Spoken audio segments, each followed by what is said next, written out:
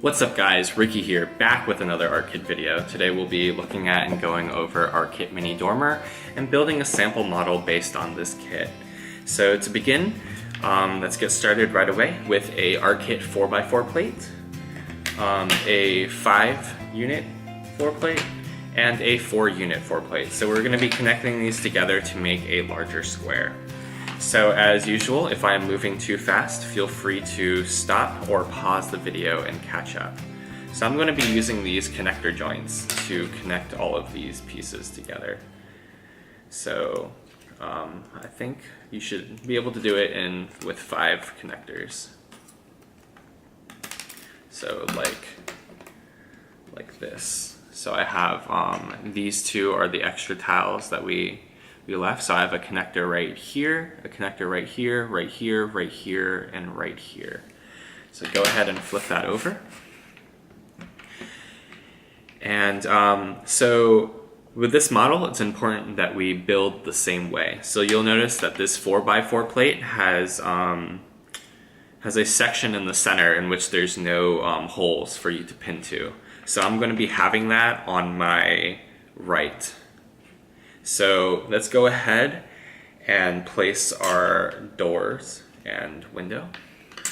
So I'm going to start off by placing the front door like so.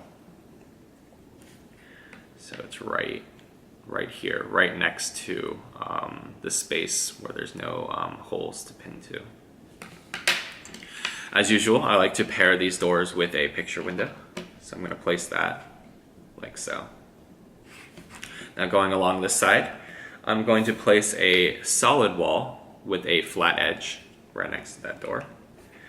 And I'm going to take a corner wall with a mitered or angled edge and place it like so. Next, I'm going to match that with a mitered glass wall. Place that right there, forming a corner. So we get like this. All right. Next, I'm going to place a glass wall with a flat edge right next to the previous. And we'll go and take another solid wall with a flat edge and place it next to that. So next, we're going to have a solid wall with a mitered or angled edge and place it right here on the corner. To finish off this corner, we're going to take 2 of the glass walls with the angled or mitered edge and place it like so, making a little alcove. And we'll take a solid wall with a angled edge and finish it like so. So what you should have is this. All right, pretty easy. Next, we're going to take a solid wall with a flat edge, or a glass wall, sorry, with a flat edge and place it right next to it. So we'll be forming a corner, but we don't have to use an angled edge or a mitered edge wall because these 2 pieces will be off grid. So let's take another glass wall and place it like so, and we'll use another glass one. So we'll go all the way down, and at the end, make sure you have a glass wall with an angled or mitered edge. So we have this really nice glass experience right here. So this is what you should get. So you'll notice that this piece and this piece meet at a corner, but you do not need the angled versions of them since they are, this piece is on this grid and this piece is on this grid. Once you understand grids using Arckit, everything becomes pretty simple.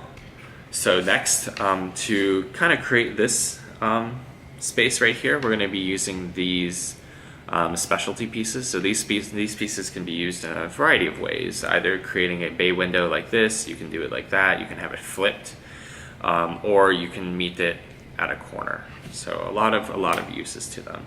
So we're going to be doing it in a formation where it's like this. That way we get the angled or mitered edges on the outside.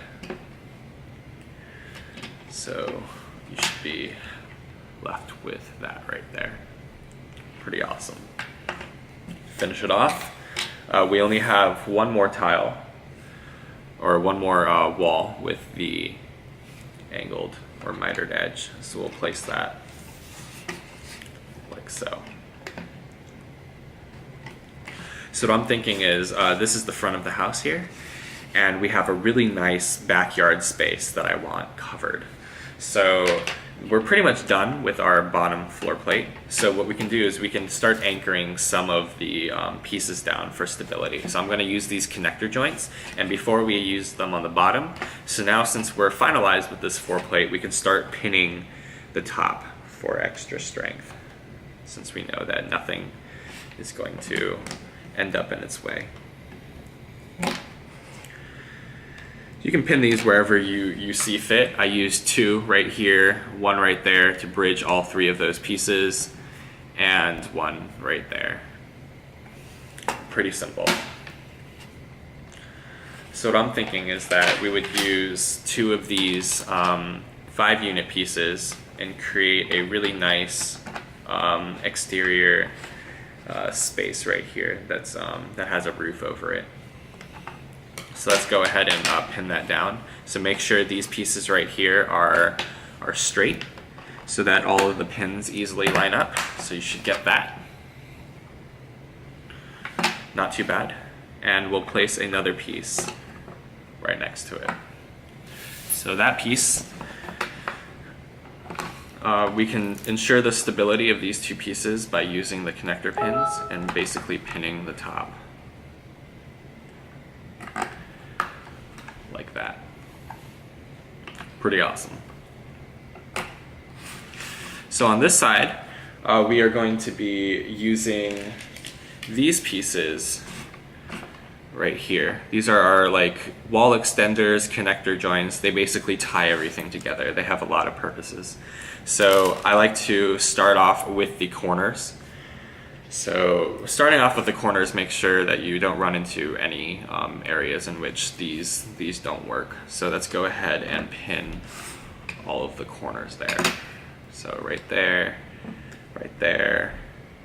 There's a corner right here, and a corner right here. And also, since this piece right here, this piece of glass on the end is an end piece, we'll also place a corner right there as well. So we have 5 corner pieces like this. 1, 2, 3, 4, and 5.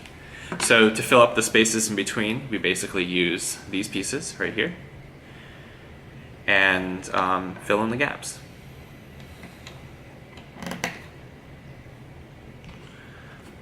So go all the way across. It creates a very clean finish to the model. So we'll place 1 right there, and we'll have 1 right here, and have 1 right here, like that.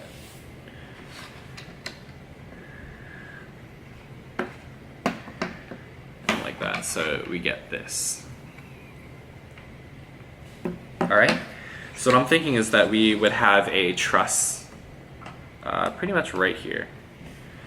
And if you notice that this truss on my left doesn't have a pin to connect to along this wall.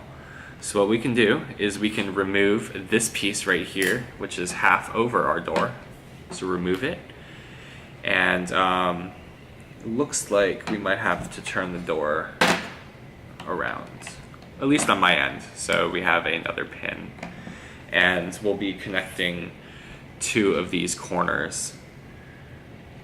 So using these corner pieces allows a pin, an extra pin slot right there for our truss to connect to. So if you can see that, we created an extra support right there. So here's our truss on that side. All right. So next, let's go ahead and figure out what we're going to do with this area. So I was thinking about having 3 different roof types on this model, just for a variety, and also just exposing you to different ways of using your kit. And so let this kind of be a tutorial on different things that you can do. So I'm going to use these roof tiles right here, which usually go on a gable, and use them as a method of making a flat roof. So unfortunately, this connector pin is going to have to go, since we'll be having it overlap. And we're going to be lining up this piece right here. So there's a this ways up. So if you point that towards yourself, we should be able to get a connection right there. So have it be on the furthest pins to where the camera is pointing. All right. And we're going to go every other pin to form 3 versions of this. So it kind of creates a skylight over that area, which I think is pretty cool. So you should have a gap right there. So like this, and make sure all of these are pointing in the same direction. So what you could do is you can either leave those open, or you can take 2 more of them and kind of create a really cool roof moment, like so. So it kind of creates something different. This could be places that you mount solar panels with your architectures, anything that you want. It creates some nice details for you to work with.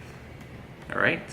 So let's go ahead and tile our traditional gable here. So I was thinking we start off by placing a dormer piece along this end, like that. And on the top of that section, we'll be placing our traditional roof tile. So make sure you follow the this ways up instructions. Each one of these, this is the only piece where there's an actual orientation that matters. So I like to start at the top of the gable and work my way down. So we get something like this. All right, pretty simple. So with this pad right here, we're gonna use the traditional roof tiles. So they're the square plates, and you basically just pin the connections like that. So 3 different types of roofs. You have your traditional gable, you have this staggered roof with the sunlights, and you have your polished section right there.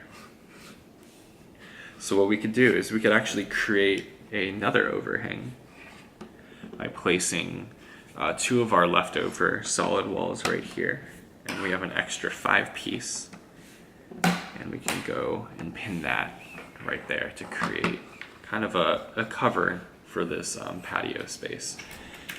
And it looks like we just have enough floor tiles.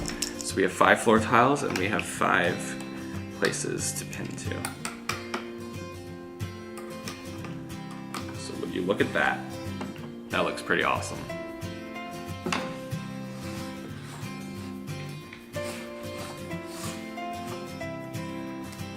So I'm gonna go ahead and take these extra roof tiles and place it like so, like we mentioned earlier, to create that roof detail. So we're pretty much done with this model. I'm really liking how it turned out. That's the beauty of Arckit. No matter what you make, it always looks amazing. And we have this really cool patio space right here with kind of a glass wall. So we have like two sections of the house, this section and this section. And so here's our front entrance, and we have a covered patio. Really, really nice. I'm really excited to have you guys try this out. All right, well, that's it for today. I hope you enjoyed this tutorial and maybe learned a few things along the way. And thank you for watching, and I'll see you next time.